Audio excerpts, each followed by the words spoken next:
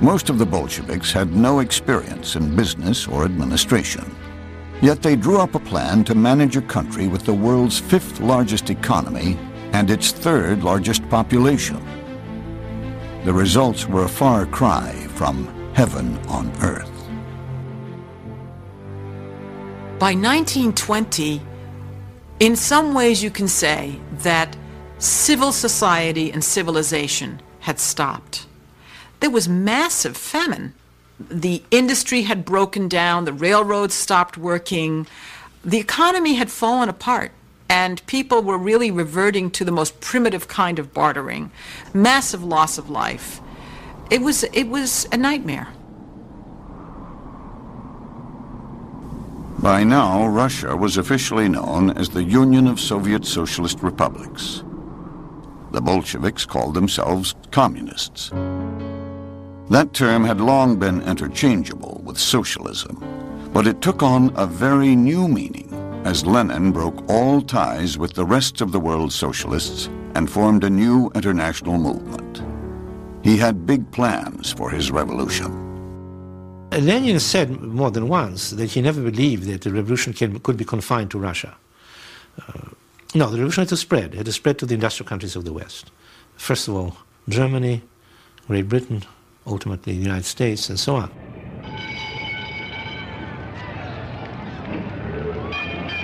In the Marxist scheme of things, the most advanced capitalist country was the one that was supposed to be transformed first, and that was the United States of America.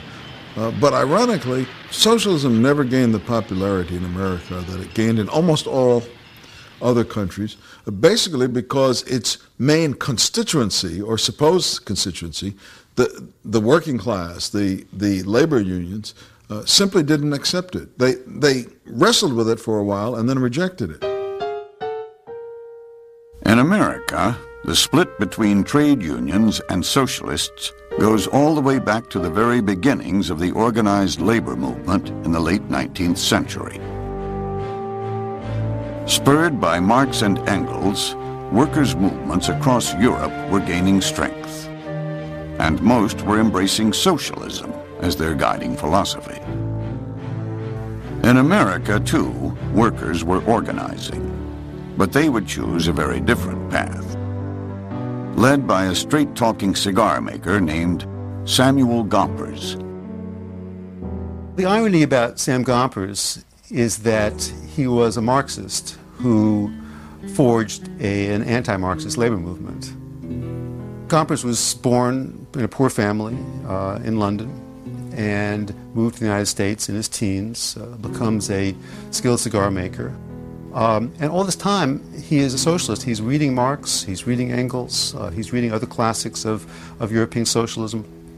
And he believes that the best way to organize workers to demand their emancipation, the best way to achieve socialism is by making the trade unions themselves stronger. Gompers rejected the idea that workers needed radical intellectuals to help them achieve their goals. I saw that betterment for working men must come primarily through working men, he wrote. I saw the danger of entangling alliances with intellectuals who did not understand that to experiment with the labor movement was to experiment with human life. Gompers and his allies favored something called pure and simple unionism. It meant using strikes and boycotts to fight for better pay and benefits rather than taking political action to create a whole new system. In 1886, Gompers helped found the American Federation of Labor, uniting individual unions across the country. As the AFL's first president, his salary would be less than he earned rolling cigars. Gompers' leadership of American workers would be challenged by socialists within and without the AFL. In 1901, some of these socialists came together to form the Socialist Party of America. At the party's helm was a rival labor leader, a railway man named Eugene V. Debs. Debs is a fascinating figure because he's one of these perennial candidates who runs for president 5 times as a Socialist Party candidate. He achieves at most 6% of the vote, which he gets in 1912. But he's an enormously popular, charismatic figure, much more than Gompers ever was. Originally, Gompers had hoped he and Debs would work together, but he ended up calling Debs the apostle of failure. He was involved with the Western Labor Union, then the American Labor Union, then the IWW, and Gompers felt any attempt to organize a rival trade union was, in effect, doing the employer's job to weaken the union. You then had union fighting union. By 1903, the American Federation of Labor represented more than 1.5 million union members and was becoming a force to be reckoned with in American life. At that year's AFL convention, Gompers forever parted ways with his old allies. "I want to tell you, socialists," he said, "I have kept close watch upon your doctrines for 30 years, have been closely associated with many of you. And I want to say that I am entirely at variance with your philosophy. Economically, you are unsound. Socially, you are wrong. Industrially, you are an impossibility."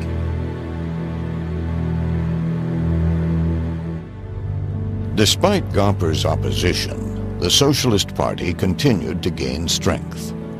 Surprisingly, the party drew more support from farmers than from industrial workers. One of the greatest centers of socialist support was Oklahoma. Eugene Debs won more than 16% of the presidential vote there in 1912. But America's entry to World War I brought a turning point for the party. In World War I, socialists in this country and around the world have to decide, will they support their individual nations in the war, or will they support the International Socialist Brotherhood and oppose the war of workers against other workers? And the American Socialist Party, unlike most of the European socialist parties, decides to oppose the U.S. government and to oppose World War I. And most trade unionists, Gompers as their leader, support the war. The more moderate socialists leave the party and actually work with Gompers in the AFL. The more radical socialists start speaking out against the war, and they are arrested. Eugene Debs gets arrested in 1918, gets sentenced to 10 years in jail. And by the time he comes out of jail in 1921, when he's pardoned, the Socialist Party is pretty much a shell. The party would never regain its pre-war strength, not even during the Great Depression. Gompers and the American Federation of Labor, later the AFL-CIO, had won out as the principal voice of America's workers. In many ways, Americanism proved to be a substitute for socialism for a lot of workers. After all, Americanism has always stood for the average person being able to make it. The American standard of living is something that all Americans should be able to enjoy. So the idea of class equality is something that undergirded the strength of socialism in Europe, but it's always been part of the American vision as well. So in many ways, Americanism trumped socialism and made socialism unnecessary as a vision for a lot of American workers.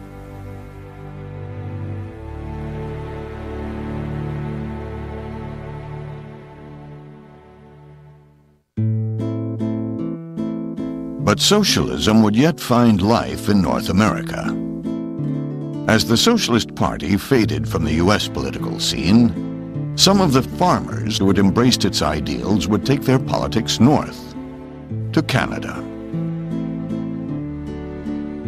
Today, Americans think of Canada as a more radical, a more socialist place. Well, the irony is that Canada's first socialist politicians, Canada's first socialist intellectuals are Americans. And that is something that people today have forgotten. Socialism, when it comes to Canada in an effective way, is an American import. Between 1898 and 1915, nearly 1 million people emigrated from America to Canada. Lured by cheap farmland, most settled in the western Canadian provinces of Alberta, Saskatchewan, and Manitoba, the last North American frontier. They brought their knowledge of how to wrest a living from the soil, and a set of political convictions rooted in their experience. Farmers in the prairie provinces of Canada and the northern Great Plains of the United States all faced similar problems in the early 20th century. They were all growing wheat. They felt that they were being gouged by the railroads, by the bankers. They felt that the market conditions were working against them. Rather than seeing this in terms of impersonal market forces, they personalized it and viewed bankers, railroad men, lawyers as the enemy. The way you express your protest at the turn of the century is, hey, wait a minute, why don't we nationalize these things? And from that, as the institutions resist, you move fairly logically and pretty quickly towards radicalism. And they're radicalized in Canada in the same way, by the same people, in the same organizations as they are in the United States. But let me emphasize, these organizations start not in Canada, but in the United States.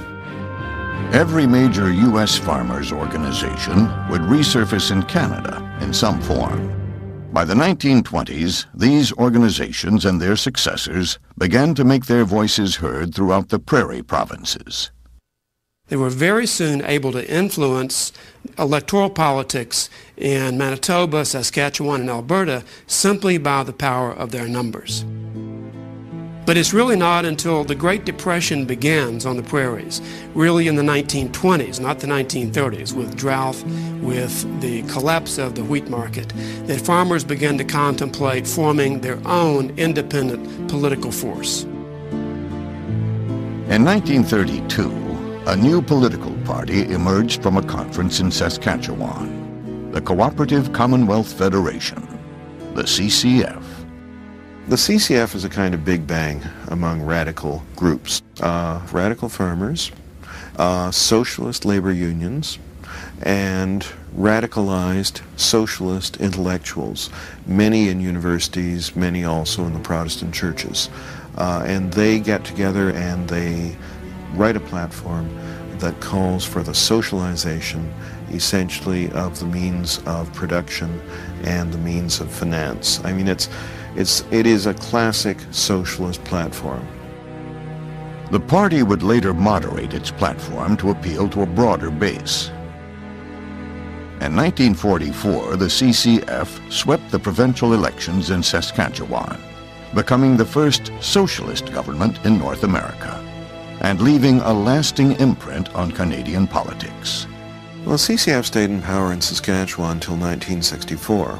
And one of its last acts was to bring in a socialized medicine scheme for the province of Saskatchewan, which they imposed in the early 1960s and which had such tremendous appeal that it actually pushed Canadian politics in that direction later in the 1960s.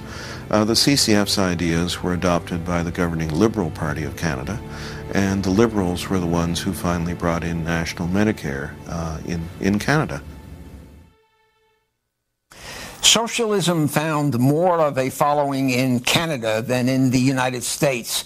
In 1961, the CCF became the new Democratic Party. It is still largely socialist in its convictions and still a force in Canadian politics.